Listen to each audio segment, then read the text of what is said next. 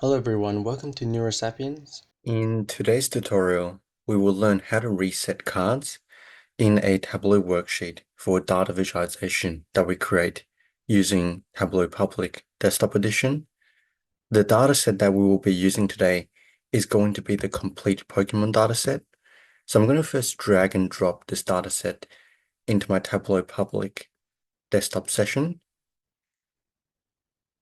Now that the dataset has loaded, we can see a summary for all the different fields that's in a data set and the different data types, as well as a breakdown for how many fields there are and how many rows there are in the data set.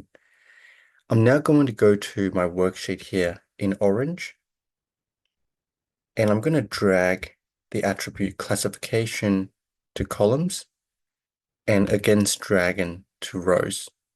So now we're seeing a bar graph, which is the total against dragon values for each of the different Pokemon classifications. We can make this a bit more informative by sorting this. I'm going to sort it in ascending order. So we can see some of these classifications don't have any against dragon values. As we go towards the right, we now can see the Pokemon classifications with the highest total against dragon values.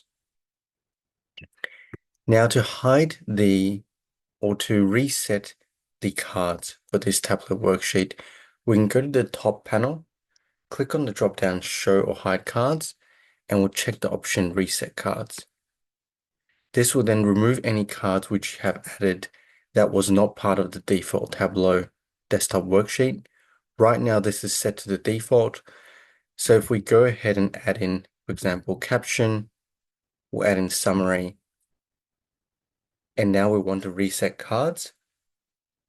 This will then clear both the caption and summary cards that we just added. And so there you have it. This is how you can reset cards in a Tableau worksheet for any additional cards which you have added for your visualization in Tableau Public Desktop Edition.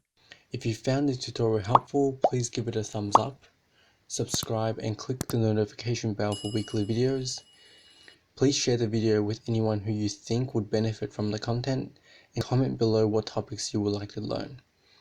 If you would like to support this channel and have the means to do so, the best way will be via my Patreon link in the description below. Happy learning, and I'll see you in the next tutorial.